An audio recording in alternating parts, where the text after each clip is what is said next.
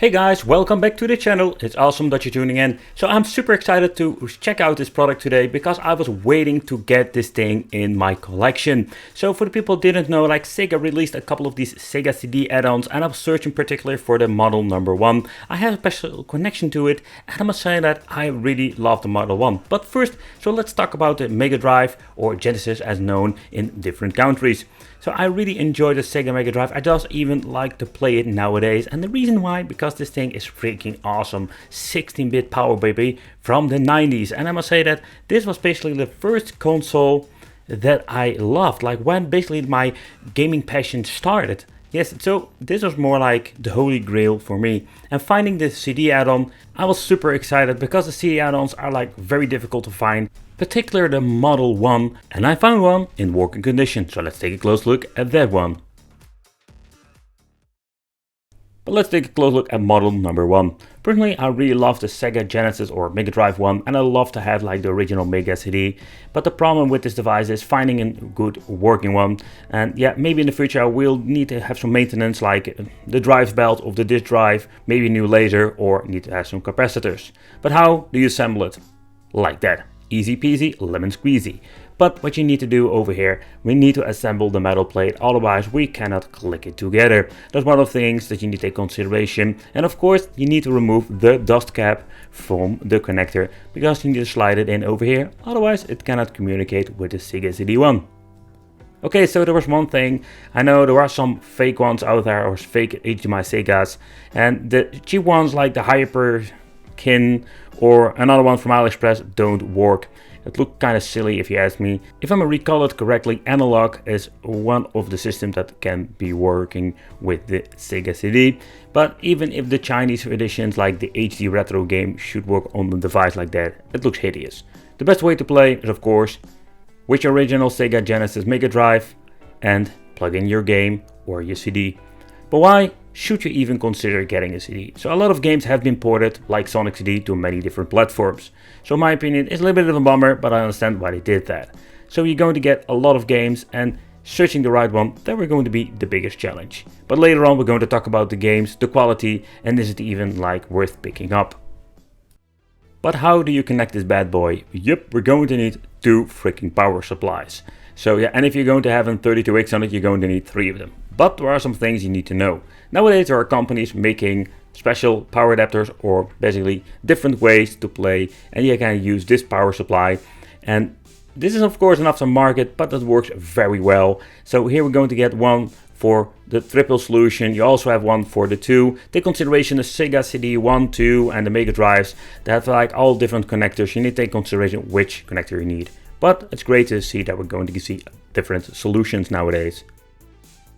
Okie dokie, so when it comes to SCART connections, take consideration you need to get at least a good cable, and this is a special made cable. There is a guy in the UK selling these things, and what you're going to get is a quality cable with the original DIN connector, and at the front we're going to get the option to use the stereo sound, like where the Mega Drive 1 basically shines the best if you ask me. And of course we're going to also have the option to use the tulip at the back or the other connections. So we're going to get some options with a Sega CD, but we can buy special cables. What I find quite an interesting piece of engineering is the way how this device works. How do you boot it up and how are you going to enter your disk? Because there is a slider, but there is no button for eject. So of course if you're going to plug in the game like here, you can turn it on and it will boot up like normal, and the disk drive unit will not work. And if you're going to turn it off, you're going to pull out the cartridge, you're going to turn on the system, it will automatically detect that there was no game and it will boot up in the Mega CD. Press the reset button, it will open up the disk tray, and that's it, and you're ready to go. Next up, what we need to do is plug in a controller, because that is something we're going to need of course for playing, but also we need to press the start button. When you're pressing the start button over here, first time it will give the signal to close the disk tray, and then we're ready, we can press the start button and we can play the game.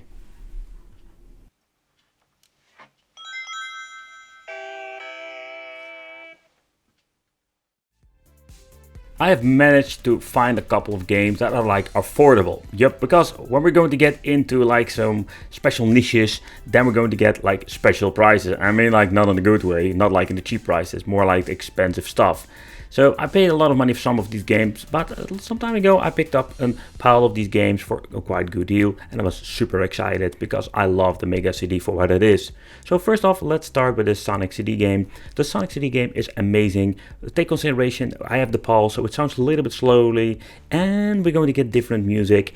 Beside that point, yeah, the game itself is pretty damn awesome, but it has been ported to different systems nowadays.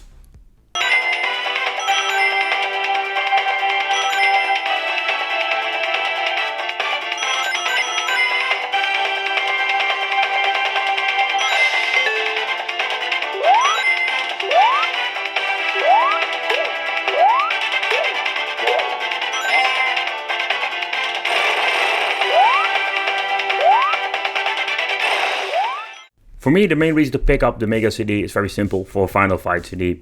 I love the soundtrack of this game, and I'm a big fan of beat 'em ups, and Final Fight is one of them. But back in the day I played a lot of Street of Rage, but Final Fight CD is absolutely in my top 10 of beat 'em ups, especially for the Mega Drive. It's even coming in the top 3, because the soundtracks make this game even worth playing alone.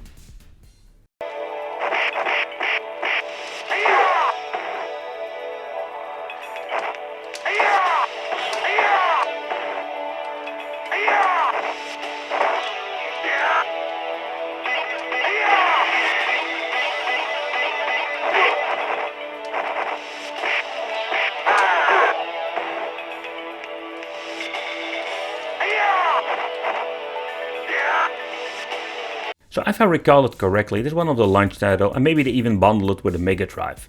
But that was not like a great example what this Sega Mega Drive could do. Because when you're looking at it, yep, we're going to get 5 games, like a Mega Games disc multi-card where we could buy back in the day. No, this was like the collection, but only the weird thing about it is that it comes with 5 games. But the 5 games are, we have seen it before, we have already played them on the original Mega Drive or Genesis. But when you're basically like looking into the game, nothing has changed, including the soundtracks. Or I'm missing out a point here.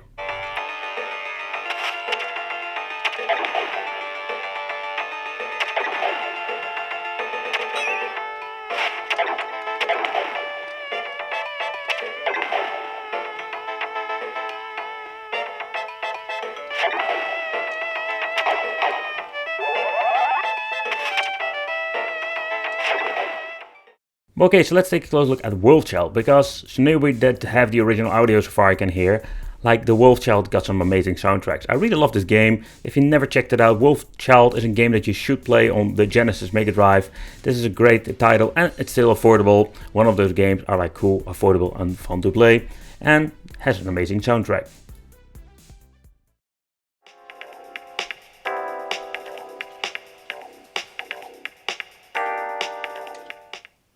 Okay, so this is actually the first game that has quite a long loading time, and I just wanted to show off like how long this actually is. And I can't keep talking, because the load times are freaking forever. But when booting up the game, you can hear the amazing soundtrack, what I love about the Mega CD.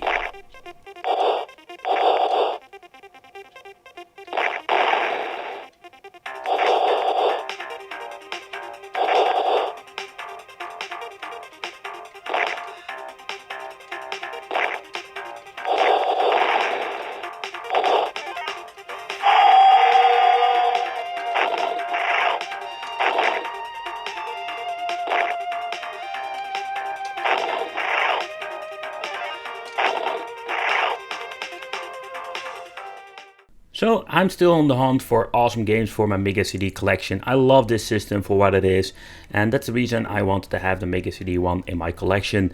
Of course, a lot of crappy games, a lot of great games, and games like Snatcher that are freaking like expensive, but they're like fun to play. But we live in such a great time when it comes to retro gaming because there are so many cool ways to play. I just want to do a quick overview of the controllers I'm having in my collection. I have the original 3-button but also the 6-button arcade stick. I'll make some separate videos about that. But also we're having a lot of great aftermarket controllers. But let's take a close look at the original one. I grew up with this controller. It's not the best one and also it's not in the best condition. But it's a lot of fun playing with the 3-button. This is what we had like back in the day here in Europe. Okay, next up what we're going to get is the Mega Drive 2 controller. This one feels so much better when it comes especially to the D-pad. And most of the time when I'm using a 3-button I will use this controller. But when you're looking at the original 6-button controller, I love it. It's quite rare and they're quite expensive nowadays. But I love this controller. I play it a lot with Street Fighter 2 or Super Street Fighter 2. So having the 6-button configuration that plays so much better than the 3-button. Then we're having aftermarket. I think it was Retrobit, made in very nice, on the license of Sega, made almost like a one-on-one identical clone. We have some minor differences, but still, I love this controller. This controller came with the Hyperkin Sega, and I must say the controller itself, it's not one of my favorites, but I do love the design of the shell itself. It has all the functionalities like the original controller, but it has like this very nice extra comfort, and I must say this controller is really comfortable to play.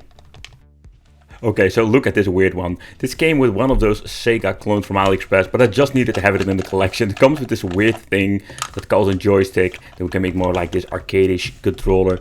Like the D-pad is horrible. And look at this, like ABC, like they didn't even put the effort to making X, Y and stuff like that. And there's a weird button in the back, like, oh man, this controller is a mess. It plays horrible, but I just needed to have it in the collection. I briefly want to mention the M30, the 8-bit controller. I really love this wireless controller, but take consideration this thing comes with a premium price, but 8-bit is, in my opinion, in quite good company that makes a lot of controllers. And this one is wireless for your Sega Mega Drive / Genesis. I think it's pretty cool. We'll make a separate video about it. Comes with this tiny dongle. It's going to be awesome. I'm going to enjoy playing some Mega Drive wirelessly with this awesome M30 controller from 8-bit though. Alright guys, so that concludes this video. I hope you really enjoy it. I personally enjoy talking about retro stuff all the freaking time. Yeah, real hardware is very hard to find, and if you find it, it's sometimes really expensive, especially when you're going to get into the niches like a Sega CD, 32X or other devices. Despite some of the hardware are like crazy expensive, you can still find some affordable games. Consider subscribing to the channel, hit that little bell, become one of the Wicked family, and a big shout out to my Patreons for supporting me and doing the thing that I'm loving is making video and talk about video games. And I will see you in the next one.